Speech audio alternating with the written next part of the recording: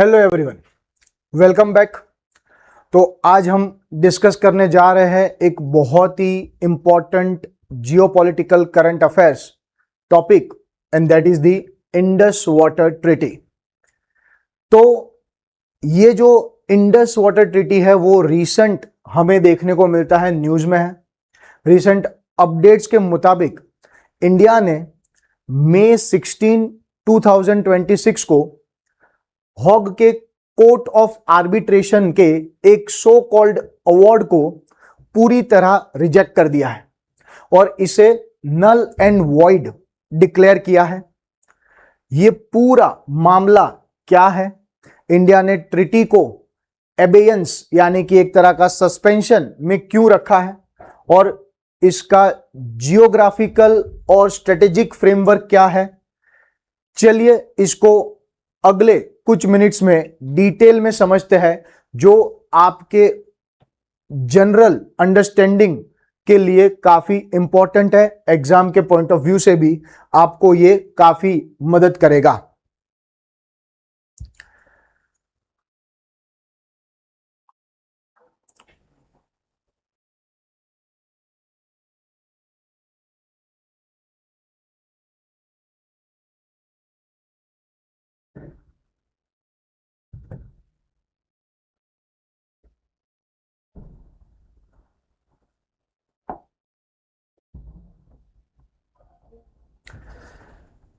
तो सबसे पहले समझते हैं कि यह मुद्दा न्यूज में क्यों है।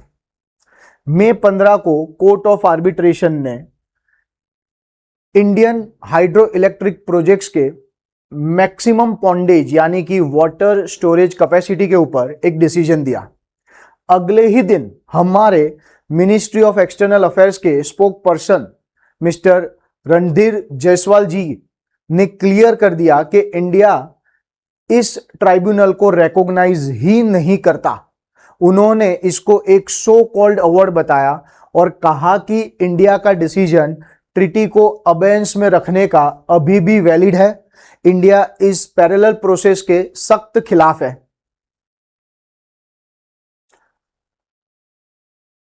So this is what you can see कि जो अभी मैंने आपको बताया कि कोर्ट ऑफ आर्बिट्रेशन के द्वारा जो मैक्सिमम पॉन्डेज का अवार्ड दिया गया था उसको हमारे मिनिस्ट्री ऑफ एक्सटर्नल अफेयर्स के स्पोक पर्सन के द्वारा कैटेगरीली रिजेक्ट कर दिया गया है। ठीक है, और हम जो हमारा डिसीजन है of keeping the Indus water treaty in abeyance उसको हम अभी भी कंटिन्यू करते हैं, इसको वैलिड मानते हैं और जो ये पैरेलल प्रोसेस यहां पे तय करी जा रही है उसके हम सिग्निफिकेंटली अपोज में हैं।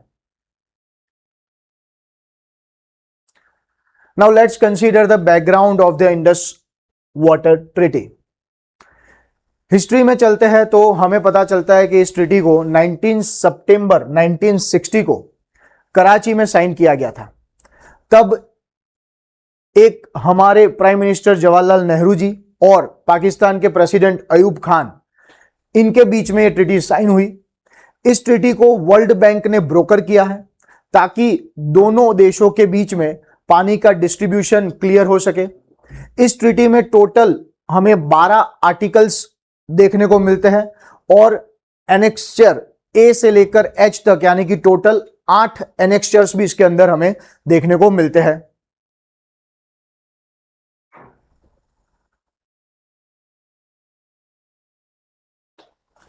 अब आगे बढ़ते हैं। इस पर आप अगर ध्यान दीजिए तो आपको पता चलेगा कि ये डिवीजन जो है वो एग्जाम के पॉइंट ऑफ व्यू से बहुत ही इंपॉर्टेंट हो जाता है। रिवर्स को दो पार्ट्स में एक तरह से डिवाइड किया गया है। पहले है ईस्टर्न रिवर्स। ईस्टर्न रिवर्स में कौन आता है भाई? सतलज है, बियास है और रावी है, जो कि एक्सक्लूसिवली इस पर इंडिया को एक्सक्लूसिव राइट दिया गया है, जो लगभग 33 मिलियन एकड़ फीट पानी है, यानी कि टोटल सिस्टम का ये लगभग 20% शेयर होता है। दूसरी तरफ है वेस्टर्न रिवर्स। वेस्टर्न रिवर्स में कौन सी रिवर्स इंक्लूड होती है? तो इंडस है, झेलम है और चिनाब है। ये पाकिस्तान को अलोकेट की गई है, जिसमें लगभग 135 मिलियन एकड़ फीट पानी यानी कि 80% जो पानी का शेयर है वो यहां पे पाकिस्तान को दिया गया है, लेकिन हमें वेस्टर्न रिवर्स पर लिमिटेड एक्सेस मिला है, जैसे कि डोमेस्टिक यूज, एग्रीकल्चर और रन ऑफ रिवर टाइप के हाइड्रो प्रोजेक्ट्स भी हम इसके ऊपर बना सकते हैं, बट बिना पानी के फ्लो को रोके हुए। तो ये हमें देखने को मिलता है डिस्ट्रीब्यूशन जो इंडस रिवर ट्रीटी के अंदर है। Now let's consider the dispute resolution mechanism and the recent escalation के जो इसके रिगार्डिंग हमें देखने को मिला। तो ट्रीटी के आर्टिकल 9 में डिस्प्यूट रिजोल्यूशन का एक क्लियर 3 टियर सिस्टम है। सबसे पहले बात जाती है परमानेंट इंडस कमीशन के पास। इस परमानेंट इंडस कमीशन के पास सबसे पहले बात जाएगी, अगर वहां सोल्यूशन ना हो तो वर्ल्ड बैंक एक न्यूट्रल एक्सपर्ट अपॉइंट करता है, ये मेनली टेक्निकल इश्यूज के लिए। और अगर वहां पे भी सोल्यूशन नहीं आता है तो बिल्कुल जो लास्ट रिसोर्ट है वो लास्ट रिसोर्ट होता है court of arbitration, which is the last resort. Pakistan ने डायरेक्ट लास्ट स्टेज पर जंप करने की कोशिश की, जिसका इंडिया विरोध कर रहा है। इस वजह से जनवरी 2023 में इंडिया ने मॉडिफिकेशन का नोटिस दिया और सितंबर 2024 में रिव्यू एंड मॉडिफिकेशन का नोटिस भेजकर क्लियर कर दिया कि अब ट्रीटी को रीनेगोशिएट करने का वक्त आ गया है। इसके बाद अप्रैल 2025 में जो हॉरिफिक पहलगाम टेरर अटैक हुआ, जहां टेररिस्ट ने तकरीबन 26 मासूम लोगों की हत्या की, इसके बाद इंडिया ने पानी और टेररिज्म को एक साथ ना चलने देने का फैसला किया और ट्रीटी को अबेंस में डाल दिया गया। So this is what we observe in the case of the dispute resolution mechanism under the Indus Water Treaty and what is this recent escalation कि जो हमें अभी देखने को मिलता है।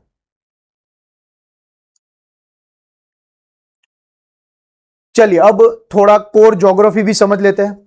इंडस रिवर सिस्टम में टोटल 6 रिवर्स आती है, you can see here, total ये 6 रिवर्स इसमें आती है।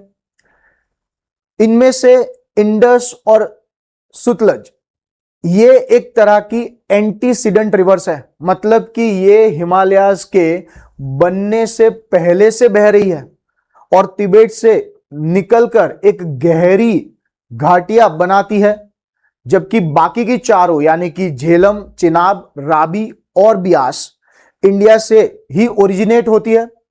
अगर इस पूरे बेसिन की बात हम करें तो ये 4 कंट्रीज में फैला हुआ है, that is the China, India, Pakistan और अफगानिस्तान।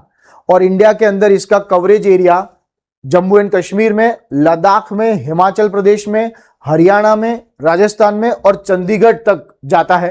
तो इस तरह से हमें इसका ओवरऑल बेसिन जो है वो फैला हुआ देखने को मिलता है और जिस तरह से ये रिवर्स है वो हम यहां पे समझ सकते हैं। चलिए अब इसमें से जैसे वेस्टर्न रिवर्स को अगर डिटेल में हम देखें तो सबसे पहले तो आप इंडस रिवर को ध्यान में दीजिए, तो ये तिबेट में कैलाश रेंज से ओरिजिनेट होती है और वहां पे एक जो सिंगी खंबान करके एक जगह जो कि है लायंस माउथ, ऐसा भी कहा जाता है इसको, उस लायंस माउथ से ये निकलती है और इंडिया में डेमचौक जो कि लद्दाख में आया है, वो डेमचौक में ये इंडिया में एंटर होती है। इसकी राइट बैंक ट्रिब्यूटरीज में हमें क्या देखने को मिलता है, तो भाई राइट बैंक ट्रिब्यूटरीज में हमें देखने को मिलती है श्योक, शिगर, गिलगिट, ये सब हमें राइट बैंक ट्रिब्यूटरी देखने को मिलती है। जबकि लेफ्ट बैंक, इसी रिवर में हमें जो लेफ्ट बैंक ट्रिब्यूटरीज देखने को मिलती है, जैसे दी जास्कर, हेनले, ये सब इसकी लेफ्ट बैंक ट्रिब्यूटरीज है। अगर एक और पॉइंट यहां पे आप ध्यान में रखिए तो हमें देखने को मिलता है कि इसी रिवर में एंडेंजर्ड इंडस रिवर डॉल्फिन भी मिलती है। ठीक है, तो ये भी यहां पे आप ध्यान में रख सकते हो कि endangered Indus river dolphin which is under the IUCN red list, endangered categorize किया गया है, वो हमें यहां पे पाई जाती है। उसके बाद आते हैं दूसरी रिवर पे, that is the Jhelum river. अब झेलम रिवर की अगर हम बात करें तो ये पीर पंजाल से निकलती है। तो पीर पंजाल माउंटेन रेंज से ये शुरू होती है, जहां पे एक वेरीनाग स्प्रिंग करके एक जगह जहां से निकलती है, और फिर वो आगे वुलर लेक से पास होती हुई ये पाकिस्तान में चिनाब से मिल जाती है। तो इस तरह से हमें झेलम रिवर देखने को मिलती है चिनाब के साथ। वो जिस जगह पाकिस्तान में मिलती है दैट इज कॉल्ड जांग। तो ये पाकिस्तान में जांग करके एक जगह है, वहां पे इसके साथ चिनाब के साथ ज्वाइन हो जाती है। तीसरी है चिनाब, ये इंडस की सबसे बड़ी ट्रिब्यूटरी है, जो हिमाचल के टांडी से ये जो है वो हमें देखने को मिलती है कि ट्रिब्यूटरी जो हिमाचल के टांडी में चंद्रा और भागा रिवर के मिलने से बनती है। So this is what we observe कि भाई ये चंद्रा और भागा रिवर के मिलने से हिमाचल के टांडी में हमें ये चिनाब रिवर फॉर्म होती हुई देखने को मिलती है। This you can consider as far as the western rivers are concern. अब आते हैं ईस्टर्न रिवर्स पे। ईस्टर्न रिवर्स पर जिन पर हमारा कंप्लीट राइट है वैसी रिवर्स, जिसमें सबसे पहले हम कंसीडर करें रावी रिवर। तो रावी रिवर ओरिजिनेट होती है कुल्लू हिल से, रोहतांग पास के नजदीक से ये निकलती है और पाकिस्तान जाकर चिनाब से मिल जाती है। So this is what the Ravi river. Chenab में जहां वो मिलती है पाकिस्तान के अंदर, दैट इज कॉल्ड सराय सिद्धू। फिर नेक्स्ट रिवर है इसमें, that is the Beas river. Beas river हमें देखने को मिलती है कि ये रोहतांग पास के करीब से जो ब्यास कुंड है वहां से निकलती है, और पंजाब के हरिके में ये सुतलज से मिल जाती है। इसी हरिके बैरेज से हमारी फेमस इंदिरा गांधी कनाल भी निकलती है, जो राजस्थान तक पानी पहुंचाती है आज।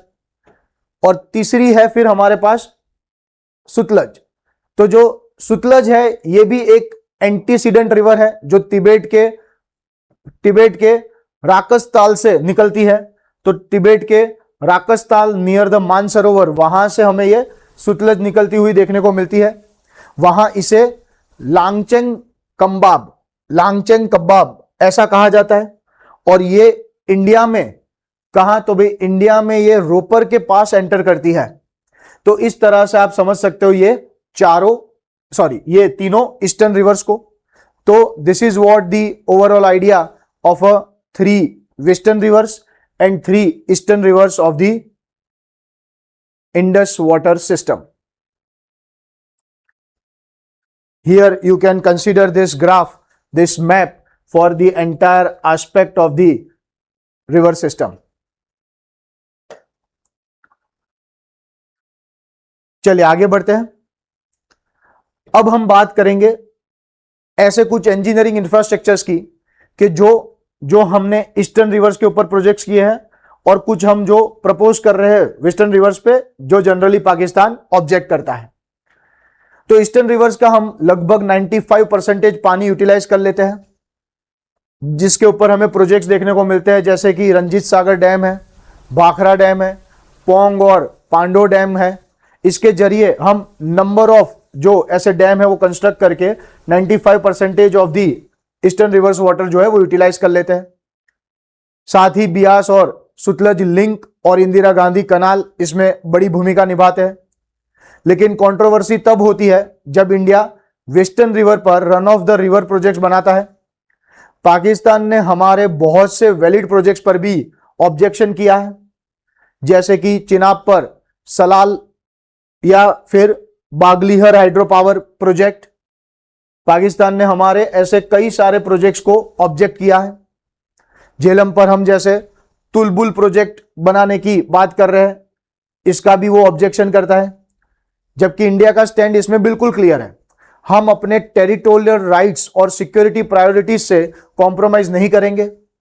So this will cover the entire issue.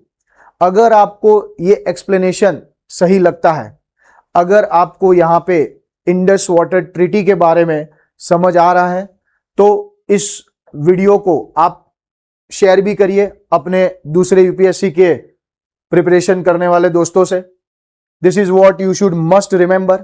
तो ये स्लाइड आप देख सकते हो, यहां पे आपको बताया जा रहा है कि आपको क्या क्या चीजें बिल्कुल याद रखनी चाहिए।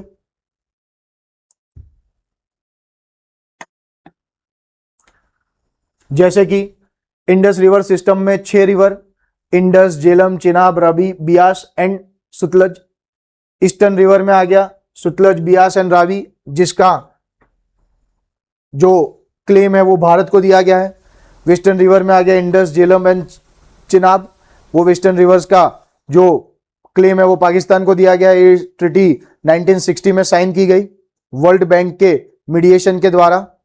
और डिस्प्यूट मैकेनिज्म किस तरह का 3 लेयर्ड है वो अभी हमने बात की।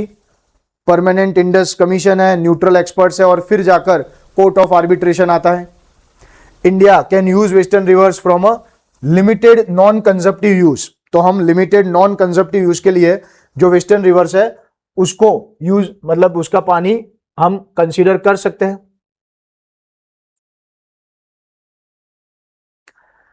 Okay, so this will suffice this topic of Indus water treaty.